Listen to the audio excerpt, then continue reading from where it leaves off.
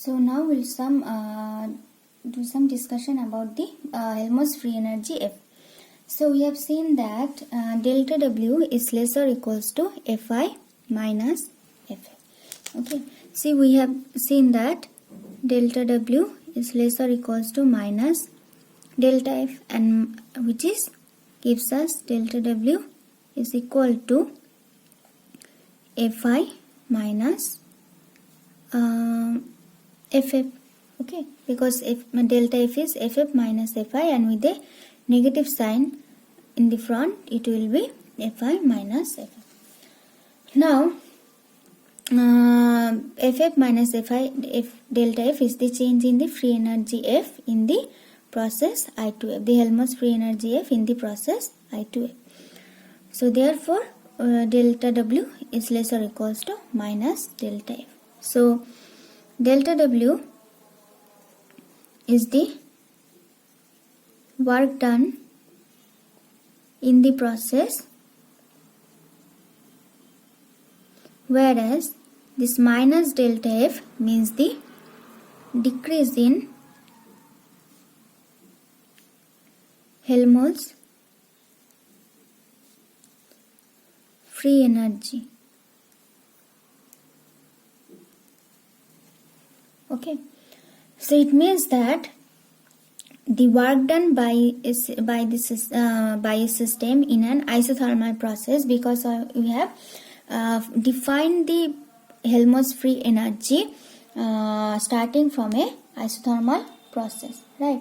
So we define the Helmholtz free energy on the basis that we took an isothermal process. So we can say that this work done by a system delta W is the work done in an isothermal process. So it is always less than, so it is, you see, always less than or equal to decrease in free energy F. Okay, so the work done in the process is always less than or equal to decrease in the Helmholtz free energy. Okay. So the equality sign, as you know, this equality sign holds for the reversible process and the inequality sign holds for the irreversible process. So the work done in any isothermal process can never be greater than the decrease in Helmholtz free energy, or it cannot be greater than negative change in, because delta F is the change, and with the negative sign we can call it the negative change. So the work done in an isothermal process can never be greater than negative change or decrease in Helmholtz free energy. It always have to be either equal to or less than the decrease in Helmholtz free energy. So it will be equal to for a reversible process, and it will be less than for an irreversible process. So we can again say that for a reversible isothermal transformation, delta W equals to minus delta F. So during a reversible isothermal process, the work done by the system is equal to the decrease in, okay, if I write Helmholtz free energy. Okay, so for a reversible isothermal transformation, delta W is equals to minus delta F. Therefore, we can say that the work done by the system is equal to the decrease in Helmholtz free energy. And this work done will be the maximum work done, because it will be reversible, and we know for reversible process work done is maximum.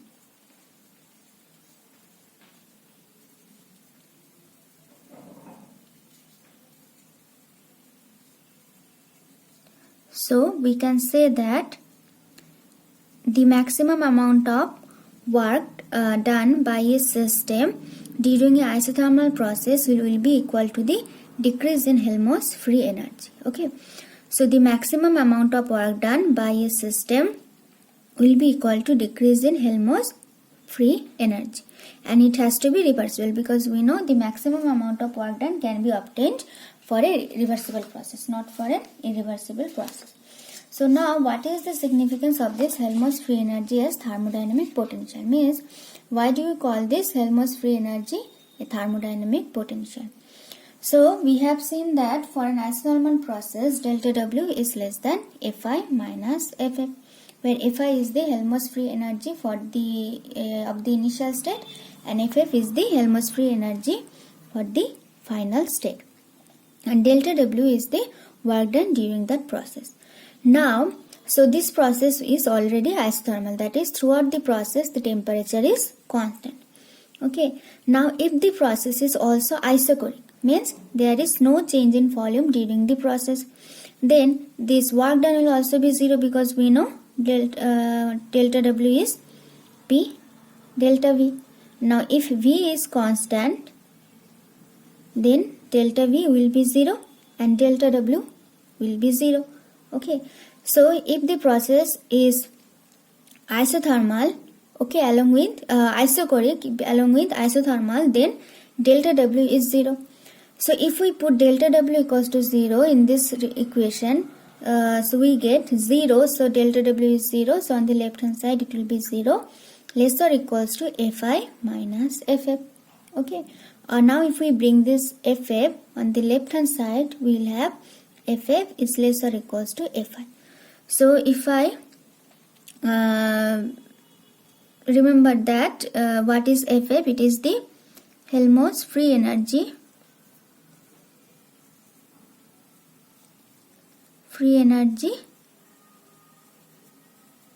in the final state,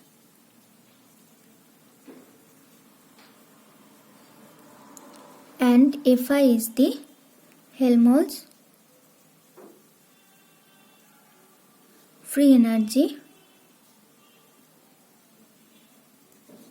in the initial state. So if you look at this equation, you see that the Helmholtz free energy is either less than or equal to the Helmholtz free energy in the initial state. Okay, and the equality sign holds for the reversible process and inequality sign holds for the irreversible process. And we know that the reversible process cannot occur naturally. All the natural and spontaneous processes are irreversible process. So for all spontaneous isothermal and isochoric process, the Helmholtz free energy in the final state will always be less than Helmholtz free energy in the initial state. Okay, it can never be greater than the Helmholtz free energy in the initial state. Okay, so now we can say that thus for a system which is undergoing an isothermal isochoric process isochoric transformation spontaneously, that is the process, this isothermal and isochoric process is a spontaneous process, the free energy in the final state, which is Ff, is always less than, you see there is a less than sign, it is Ff is always less than the free energy in the initial state Fi. Okay, because the inequality sign holds for irreversible process, and all the irreversible process has to be spontaneous, or all the spontaneous process has to be irreversible. No spontaneous and natural process can be reversible. So for all natural and spontaneous process which are isothermal and isochoric, that is during that process temperature and volume of the system remains constant. In those cases, free energy of the Helmholtz free energy of the final state is always less than free energy in the initial state. Okay, so now if the in case this isothermal and isochoric process is reversible, then the Helmholtz free energy will be equals to Helmholtz free energy in the final state will be equals to the initial state. So now we are talking that why this free energy is called the potential. So you see that if we have a spontaneous isothermal isochoric process, it will happen in such a way that the for the final state the free energy will always be less than what was its value in the initial state. Okay, so any isothermal and isochoric process which is spontaneous will occur in such a way that the Helmholtz free energy in the final state will be always less than its value in the initial state. Okay, now if you consider in a mechanical system which is in a mechanical equilibrium, so when we have a mechanical system, when it is in a mechanical equilibrium, stable state of mechanical equilibrium, then its potential energy will always be minimum. Okay, so when any mechanical system undergoes any process towards the stable state of mechanical equilibrium, it occurs in such a way that it will occur in the direction of having minimum potential energy. So if the system has minimum potential energy, then we can say that the system will be in a stable state of mechanical equilibrium. Similarly, when the Helmholtz free energy of the system, of a thermodynamic system, so if I write, when the Helmholtz free energy of any thermodynamic system with constant temperature and constant volume is minimum, okay, then we can say that the system will be in stable state of equilibrium. Okay, or you can say that a thermodynamic system with constant temperature and constant volume, when such a system undergoes any thermodynamic process, it will occur in a such a way that, or it will the direction of the process will occur always in the direction of having minimum Helmholtz free energy. Okay, so in this way, this Helmholtz free energy plays the roles of potential energy in thermodynamics for a system with constant temperature and constant volume. That's why it is called a thermodynamic potential at constant volume. So just like any mechanical system will try to occur in such a way that mechanical system, when any changes occur in that, it always try to acquire minimum potential energy so that it will be in the stable state of mechanical equilibrium. Similarly, any thermodynamic system with constant temperature and constant volume will always undergo a process such that it will have the minimum Helmholtz free energy. So in this way, the Helmholtz free energy will also act like some kind of potential or thermodynamic potential for the thermodynamic system. That's why it is called the thermodynamic potential at constant volume. Now, we have seen that for a reversible process, for a reversible isothermal isochoric process, the Helmholtz free energy of the system remains constant. That is, delta F equals to 0 and Fi equals to Fn. Because for a isothermal and isochoric process, delta W equals to 0.